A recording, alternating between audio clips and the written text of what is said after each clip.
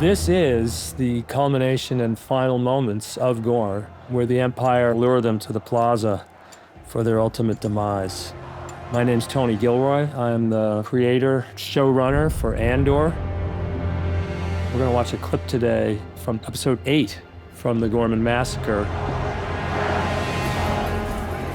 We had all this chanting, but I knew that we had a long way to go. Chanting really wasn't going to cover the time that we needed to have, and there's such a cool history of singing and anthems being made in protest.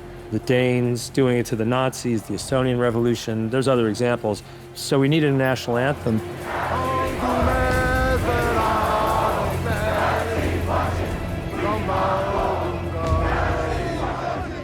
Nick Bertel and I put our heads together and wrote this We Are the Ghor, the national anthem, music and lyrics. And see Terry Goddard here, Lazine, just starts singing. He's sick of chanting. They're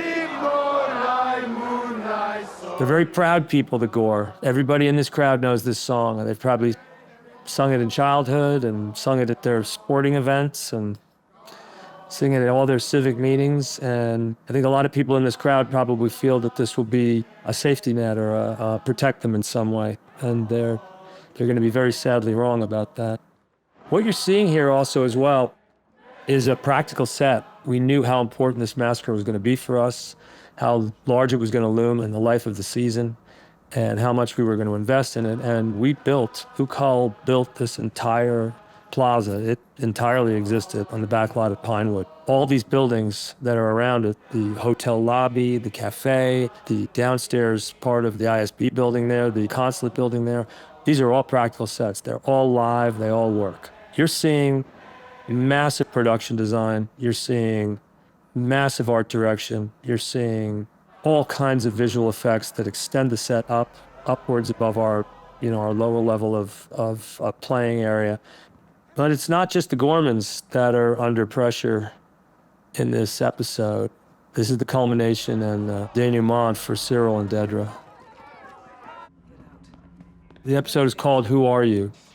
And it could be a general question for every character in the show, but it is very specifically, in this case, referring to what happens to Kyle Solar's character, Syril, who has really been led in so many different directions by people without his best interests in heart. And he's been living in Ghorman now for 2 years. He's been there as a spy and a provocateur and as an agent of the Empire, but he hasn't, he's never considered that he was there to destroy the planet. He never thought that his presence and his work there would result in the annihilation of an entire culture. And unfortunately, over the period of time that he's been living there, he's grown quite attached to this place.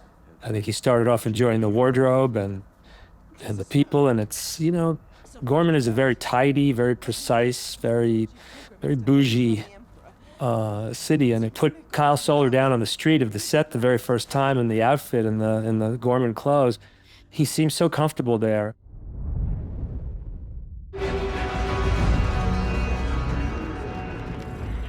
Here he is now. I'm looking at him running out in the crowd. He's left Dedra. He's escaped into the crowd, run away from her, told her they're through, and he's on tilt. It's hard to imagine what it feels like to have your entire foundation of your life just fall away beneath you, but that's what's just happened for him. Everything that he believed has been taken away. He's a very romantic character in a sense, a very rich imagination, and I think he has a very loud internal monologue that trends very much towards the heroic, and I think he'd like to see himself as a hero. I think he's been trying to see himself as a hero, and here he is, not just a villain, but a destroyer of worlds, really. And worse than that, a tool in the destroyer of worlds.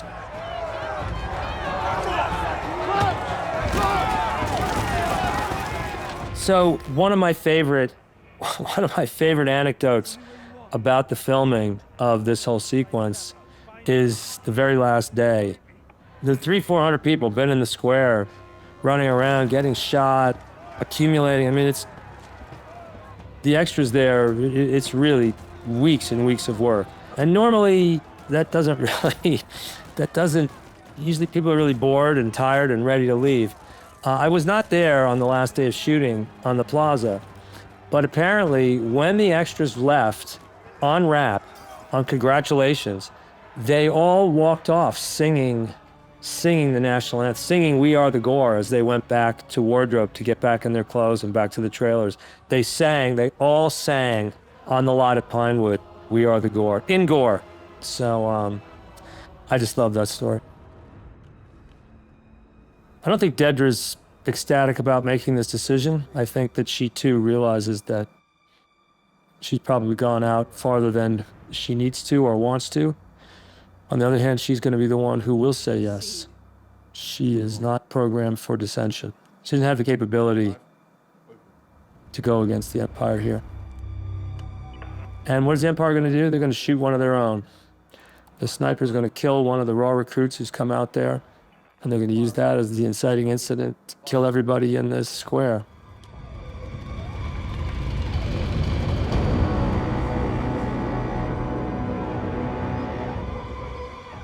And it's a classic fascist authoritarian move. Put people in a contained space and then not let them get out and tell them to get out, and here it is. We realize he's about to shoot the soldier, shoot one of his own. And this has happened all through history, the false flag. Doesn't matter if it's the burning of the Reichstag or the Gulf of Tonkin, and goes back. I'm sure it's been in every playbook of every military leader of consequence through history.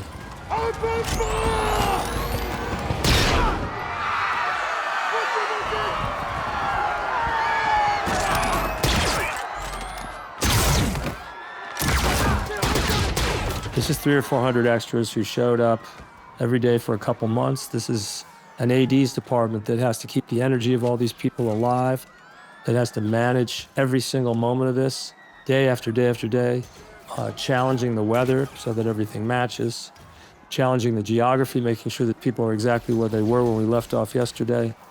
The amount of choreography, science, and just sheer movie-making intelligence that has to go into this from so many people to make sure that you always know where you are, to make sure that you've never lost a character for too long, keep track of who's there, that it feels real.